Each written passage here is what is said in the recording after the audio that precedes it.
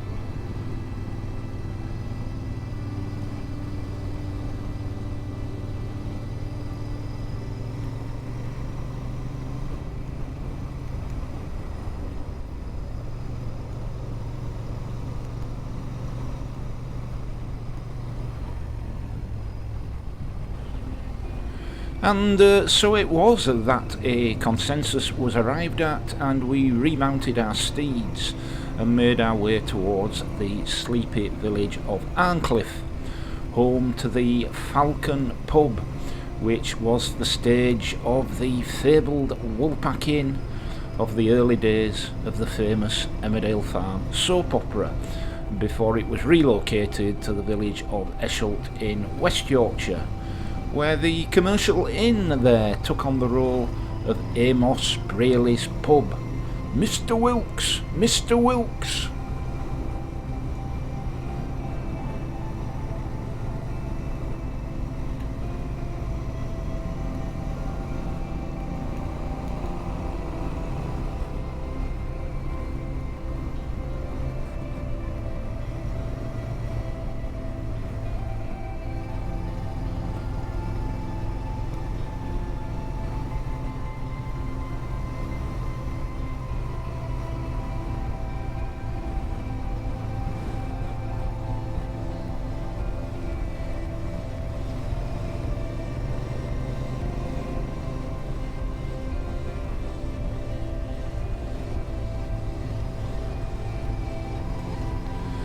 The now decades-old fame of the Falcon was somewhat lost on our guests, who, through either geographical dislocation or generational dislocation or understandable disinterest, knew nothing of the fictitious Emmerdale.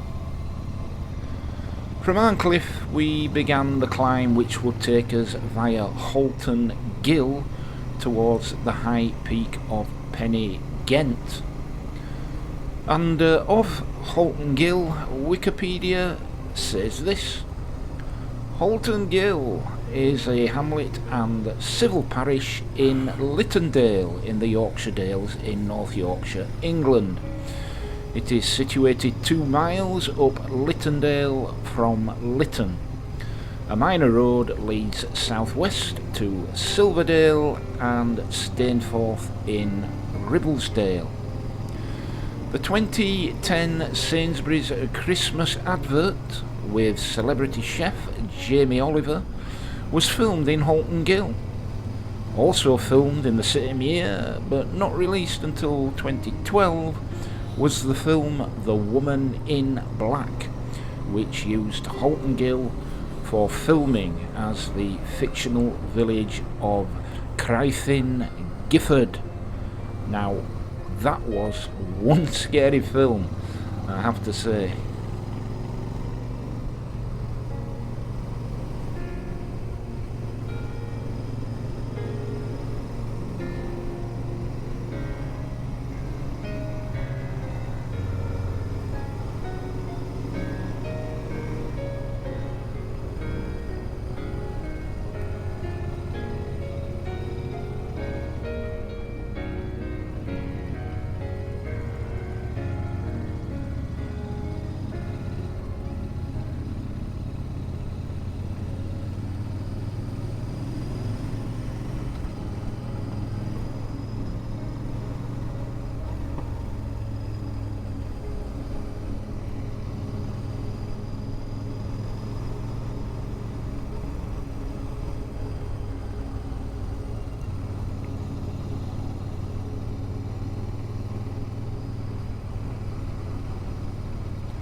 Of course, it comes as no surprise to those of us who were born and raised in the cradle of this great county that it should attract so much interest from the film industry, whether as the seat of the homegrown stories of James Herriot's All Creatures Great and Small, or as genre-specific locations for any cinematic production, requiring the drama and gravitas of expansive vistas of green hills, limestone edifices and winding, burbling rivers, often canopied by brooding, malevolent skies, the better to set a dark mood.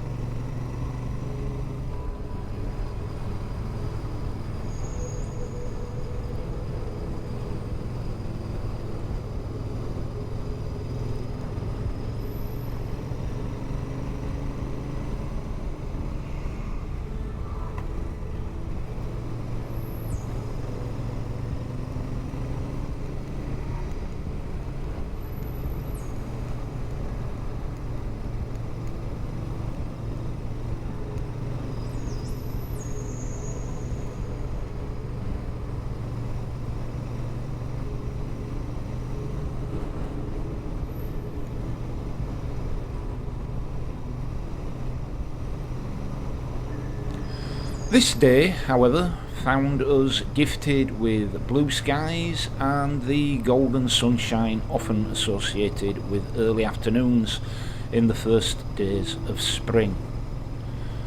As we continue to climb the dark ribbon of road which bisects the panoramic backdrop laid out before us, the familiar contours of Pen Ghent reveal themselves to our right, and slowly but surely this majestic peak reveals itself in all its reflected glory of green and gold. It presides like an overlord above the landscape below, just as it has over ages past, on a timescale upon which the arrival of mankind is nothing more than the last few seconds of a dying day.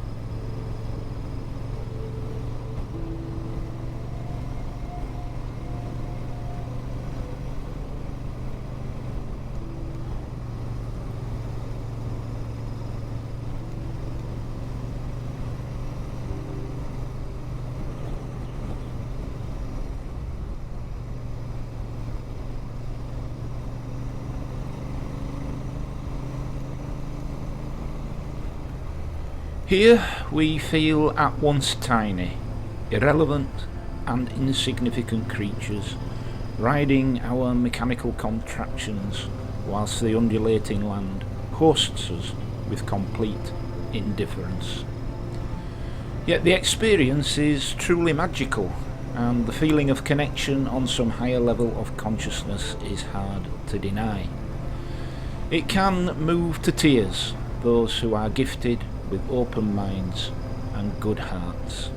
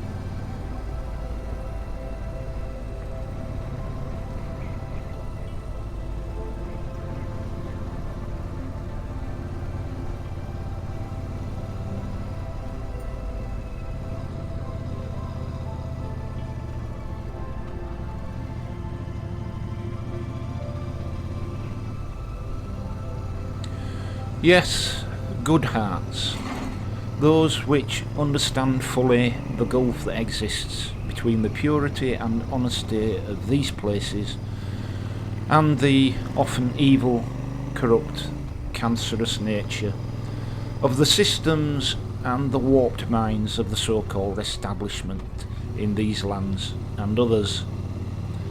But here we can find a truth which gives us a datum line from which to measure the lies constantly being fed to us by the parasitic bodies who presume to rule our roost whilst effectively feeding on the lifeblood of populations.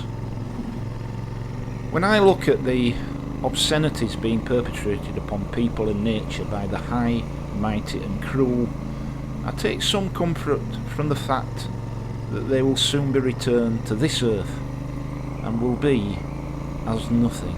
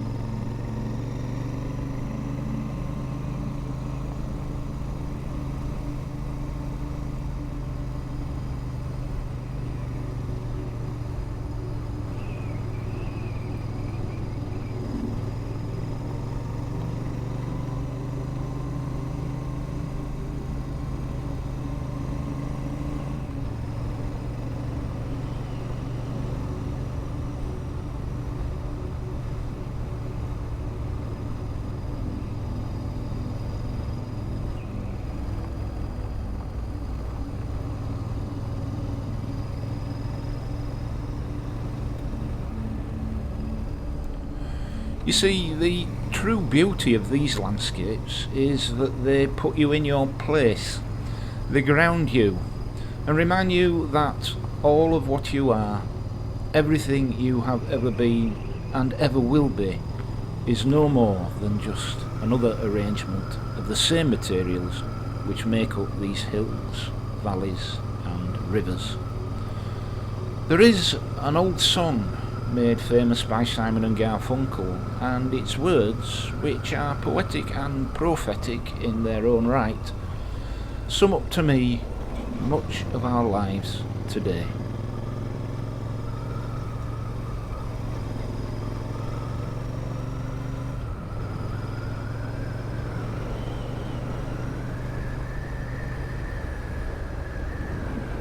Who will love a little sparrow who's travelled far and cries for rest?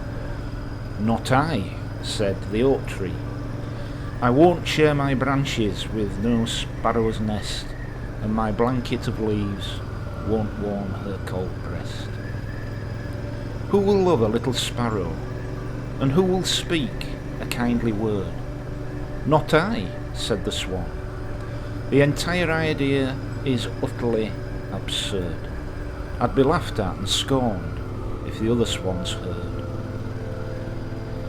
And who will take pity in his heart? And who will feed a starving sparrow? Not I, said the golden wheat. I would if I could, but I cannot, I know. I need all my grain to prosper and grow. And who will love a little sparrow? Will no one write her eulogy? I will, said the earth, for all I've created returns unto me.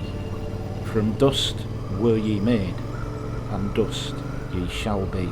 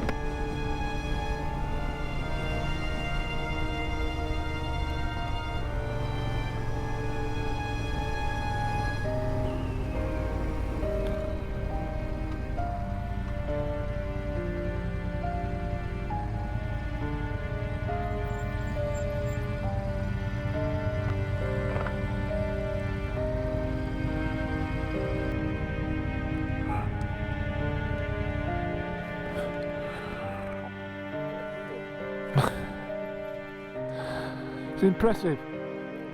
Highest, highest mountain in Yorkshire.